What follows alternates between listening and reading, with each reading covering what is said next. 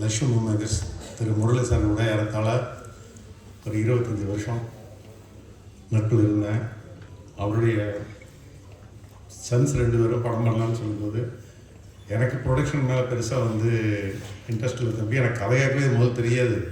அதனால் நீங்களே கதை கேளுங்க, நீங்கள் ஃபிக்ஸ் பண்ணுங்கள், உங்களை பொறுத்த என்ன சப்போர்ட் வேணுமோ நான் பண்ணித்தரேன் அப்படின்னு சொன்னேன். இல்லை சார் நாங்கள் கேட்டு ரெடி பண்ணிடுறோம், ஒரு நல்ல படமாக கொடுக்கணும்னு நினைக்கிறோம் அப்படின்னாங்க.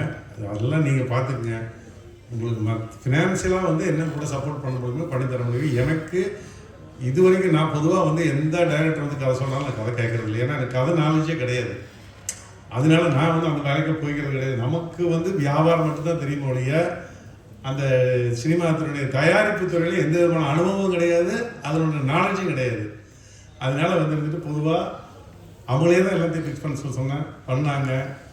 நல்லபடியாக படத்தை ஆரம்பித்தாங்க, நல்லபடியாக முடித்தாங்க. சஜோவை பொறுத்தாலும் இது மாதிரி எனக்கு வாய்ப்பு கேட்டுக்கும்போது நீ ப்ரொடியூசரை பாரு, அவங்க ஓகேனாங்கன்னா அவங்களுக்கு என்ன வேணுமோ சப்போர்ட் பண்ணி தரேன்னு சொல்லி என்னோடய நண்பர்கள்கிட்ட சொன்னேன். அவங்களும் படம் பண்ணிக்கலான்னு சொன்னாங்க. எல்லோரும் சேர்ந்து தான் இந்த படத்தை உருவாக்கியிருக்காங்க. படத்தை பொறுத்தளவு பார்த்திங்கன்னா இன்றைக்கு தேதியில் என்ன கமர்ஷியல் எலிமெண்ட்ஸ் இருக்கோ எல்லாமே நல்லபடியாக பண்ணி வச்சுருக்காங்க. அதே மாதிரி தான் சொன்ன டேட்டில் படத்தை முடிச்சு கொடுத்தாங்க. சென்ற வருஷம் உங்களுக்கே தெரியும் 2025 பெரிய நடிகர்கள் படத்தை காட்டிலும் மற்ற நடிகர்கள் நடித்த படங்கள் தான் 10 கோடி ரூபாய்க்கு உள்ள பட்ஜெட் எடுத்த படங்கள் தான் பெரிய வெற்றி பெற்றிருக்கு லாஸ்ட் இயரில். இந்த வருஷம் அதே மாதிரி ஒரு சூழ்நிலை தான் தெரியுது. இப்போ பார்த்தீங்கன்னா ஒரு தலைவன் தலைவர் ஒரு பெரிய வெற்றி படமாக இன்றைக்கி வருஷத்துறை ஆரம்பத்தில் போன வருஷம் எப்படி மதகஜராஜா அமைஞ்சதோ அதே மாதிரி இந்த பொங்கலுக்கு வெற்றி படமாக தலைவன் தலைவர் தயாரிப்பாளருக்கு மிகப்பெரிய அளவில் அந்த படம் சம்பாதிச்சு கொடுத்தது. அந்த தயாரிப்பாளர் நேற்றுக்கே சொல்லியிருக்காரு, என்னுடைய லட்சியமே 100 படம் எடுக்கிறது, ஆனால் எல்லாமே நான் சின்ன ஆர்டிஸ்ட் வச்சு எடுக்க போகிறேன், 10 கோடி ரூபா 12 கோடி ரூபாய்க்கு நான் எந்த பட்ஜெட்டும் பண்ண மாட்டேன், நான் பெரிய ஆர்டிஸ்ட் பக்கமே போக மாட்டேன் அப்படின்னு சொல்லி இப்போ ஒரு 7-8 படம் அவர் பண்ணிகிட்டு இருக்காரு.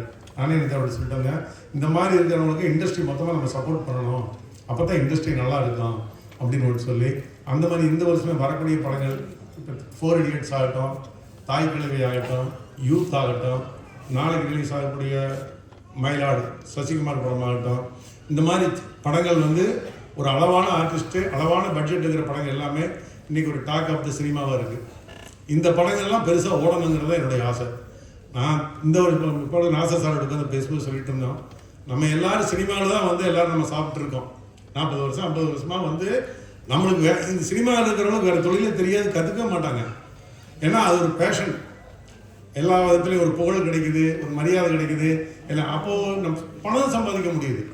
அப்படி இருக்கும்போது நான் சினிமாவுக்கு நம்ம எல்லாரும் சேர்ந்து சப்போர்ட் பண்ணணும் அப்படிங்கிற இதில் இல்லை இந்த வருஷம் இப்போ டைரக்டர்ஸ் யூனியன்ஸோட முடிஞ்ச எல்லோரும் நம்ம டைரக்டர், நடிகர்கள், தயாரிப்பாளர்கள், திரையரங்கு உரிமையாளர்கள், டிஸ்ட்ரிபியூட்டர்கள் எல்லாம் நம்ம உட்கார்ந்து இண்டஸ்ட்ரி பொறுத்தவரை நல்லபடியாக போயிட்டு இருக்கட்டும். பெரிய நடிகர்கள் மத்தியே நம்பி நம்ம இப்போ பார்த்தீங்கன்னா திரையரங்குகளுக்கு மக்கள் வர்றது அந்த பெரிய 10 நடிகர்கள் நடிக்க முடியாது மட்டும் வந்தால் போதும் நம்ம அப்படிங்கிற மாதிரி ஒரு மென்டாலிட்டி ஜனங்க மத்தியில் வந்துச்சு. அது மிகப்பெரிய காரணம் ஓடிடி தளத்தில் நம்ம 4 வாரத்தில் படம் வருதுன்னு சொல்லி முதல் நாளே விளம்பரம் பண்ணும்போது என்ன ஆகுதுன்னு போட்டுட்டுனா சரி நம்ம ஓடிடி வீட்டிலே உட்காந்து பார்த்துக்கலாம் படம் இல்லாமல் சொல்லிட்டு ஒரு மென்டாலிட்டி வந்தாங்க.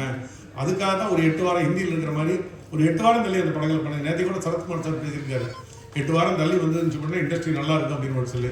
அது இந்த வருஷம் 2026 நடிகர்கள், தயாரிப்பாளர்கள், திரையரங்கு உரிமையாளர்கள், விநியோகத்தில் எல்லாரும் சேர்ந்து அந்த மாதிரி ஒரு முடிவெடுத்து நல்ல கண்டென்ட் இருந்தால் நாங்கள் படத்துக்கு வருவோம் அப்படிங்கிற ஆடியன்ஸ் மென்டாலிட்டி வந்துட்டாங்க. அவங்கள திருப்திப்படுத்துகிற மாதிரி படங்கள் நம்ம இந்த வருஷம் கொண்டு வரணும். இந்த மாதிரி படங்கள் சின்ன படங்கள் சின்ன படங்கள்லாம் அந்த 10 கோடி ரூபா 5 கோடி ரூபாய்க்கு உள்ளே எடுக்கிற படங்கள் மிகப்பெரிய வெற்றி படம் அமைகிறதுக்கு இண்டஸ்ட்ரி சார்ந்த நம்ம எல்லாரும் சேர்ந்து சப்போர்ட் பண்ணி சின்ன படங்கள் வெற்றி பெற வைக்கணும்னு சொல்லிட்டு கேட்டுக்கொண்டு இப்படத்திற்கு ஒத்துழைப்பு கொடுத்த அனைவருக்கும் எனது மனமார்ந்த நன்றியை தெரிவித்துக் கொள்கிறேன். நன்றி, வணக்கம்.